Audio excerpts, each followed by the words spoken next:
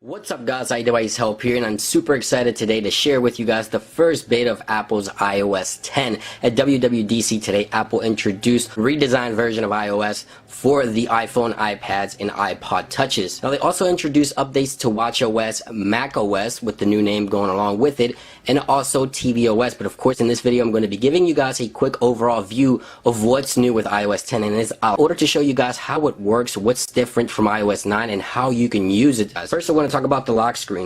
If you swipe to the right now, instead of unlocking your device, you get these beautiful widgets right there with the time. Very elegant, as you can see there. Very nice widgets right there, and you can go ahead and edit them by pressing the edit button. Now also, if you swipe back, you go to your home screen, and then you can swipe again, and now you get your camera. So now you no longer get the button on the bottom, so you get swipe to the right, and there's the camera. So very cool. Now if you have a Touch ID supported device, if you tap to unlock your device, it won't unlock your device. You see a new prompt there that says you have to press on the home button in order for it to unlock it, just like that. Let me show you that again. So I tap, it won't unlock.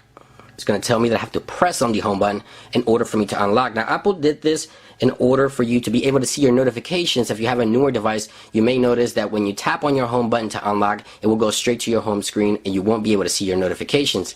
And speaking of notifications, I'm going to go ahead and show you here the new notification center. If you have a new notification, now with 3D touch devices can tap and hold and clear out all notifications one shot. You no longer have to sort through all your notifications to get rid of all of them individually, so that's a welcome addition. In the control center, there's so many new changes right here on your control center. Again, 3D touch devices now get the capability to 3D touch on the icons, also here on the photos icon. You can also adjust the intensity of the flash if you have a 3D touch device to start your flash, and right here you can set timers as well. Apple did not give us the ability to move icons around just like you would on the home screen, but what they did give us with different panels. Right here you can see I have my music, and I also tap here and I can play my music on my Apple TV, iPhone, or iPad. You also may notice that I have some different colors there on the toggles. For airplane mode there, it turns orange. As you can see, Wi-Fi is blue, Bluetooth is blue, Do Not Disturb turns purple, and the lock rotation is a orangey color. So that's a welcome addition as well to the control center.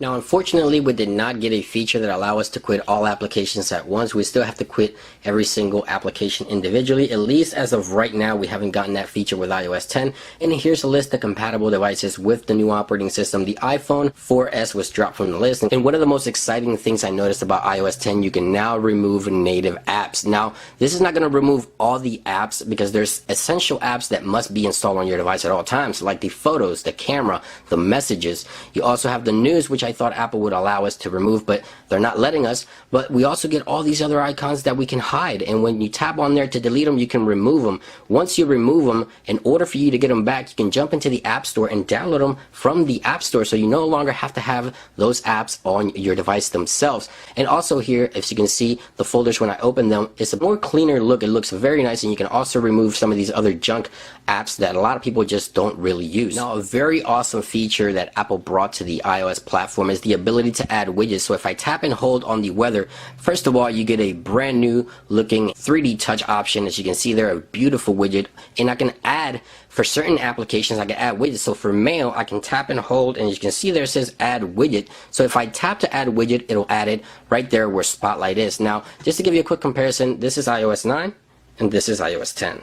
So as you can see there, a noticeable difference. A lot of widgets, and again you can edit those widgets by tapping on the bottom right there to edit the widgets, and you can move them to different locations. Very simple. Now you also may have noticed this brand new application here on the home screen that allows you to control all of your smart devices on your home. If you have a thermostat, things like that, you can control directly from your device. You don't have to have individual applications to control your smart devices from your home. A lot of people may find this very helpful, but you can also go ahead and remove this application if that's something you don't want. Now there's additional 3D touch extensions here on some of the icons. As you can see there, the data option is now available, which was not available for iOS 9. And surprisingly enough, Apple is also letting us remove the iTunes store directly out of the device, which that to me was very impressive. Now I want to jump here into settings and kind of go over all the settings with you guys. Now the operating system, of course, being beta 1, it's a bit glitchy at times, and this is the most powerful device running right now, iOS 10, the iPhone 6s Plus. So I want to go ahead and walk through some of the settings here. This looks very familiar, as you can see here, but you see a new Siri option there. As you can see right there, I can tap into Siri, and now I can control Siri options from within this settings here. I no longer have to dig through the general section, go back to Siri, and then set the settings. I can just adjust that from the original panel there. Now I'm sure you guys are wondering about the wallpaper. There is one new wallpaper so far for iOS 10, and there it is. Right there it is, that green wave right there. Is a very beautiful wallpaper, and it's very interesting when you first set this wallpaper, at least on the iPhone 6s Plus, it actually looks like it's moving, but it's not. So it's a very, very cool wallpaper as well. Apple is also allowing us to 3D touch on folders just like that, and I can rename the folder. Now I can't see my apps, but I can go ahead and rename the folder itself by 3D touching. But anyway, back to the settings application and some of the settings here. Right here in display and brightness, we have a new option, rise to wake. So basically you can just rise your device to wake it up on your lock screen. So let's go ahead and try that now.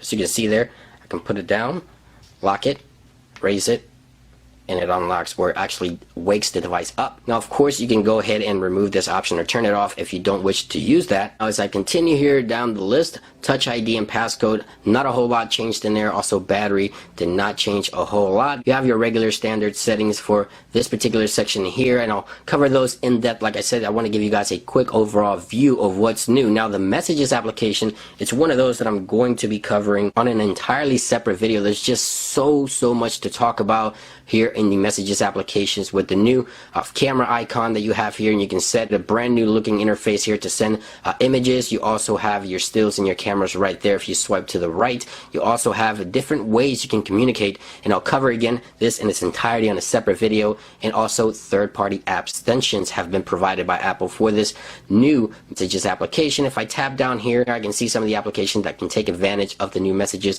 or I can tap right on this bottom right corner, and as you can see there's a little bit glitchy and it's not working. There it is. It brings me back to my Apple Music if I want to share music as well. Now the Photos app is also one of those apps that I'm going to be covering in its entirety. One of the new features that I love is memories. You can create memories with events or places that you go to, and here are some of the new options available for the new cameras application. But again, I'm going to be covering this, or Photos application, and I'm going to be covering this at its entirety on a separate video. You can now edit live photos without losing the live effect. If you guys have a 3D touch device, you know what I'm talking about. You also have the memories that you can create, and you also have a face recognition, so it sorts your photos depending on the person, which has been available on the Mac before. Now another feature I was looking forward to was a night mode on iOS, but we did not get a dark mode. But digging around here through the accessibilities feature, if I go here into the display accommodations, I can go ahead and select a color filter, and it allows me to change the color of the display, so I can essentially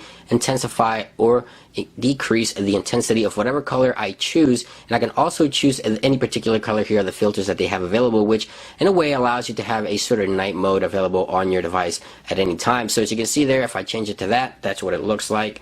If I change it to this one here, that's what it looks like. And let me go through the list here. That's that. And one more.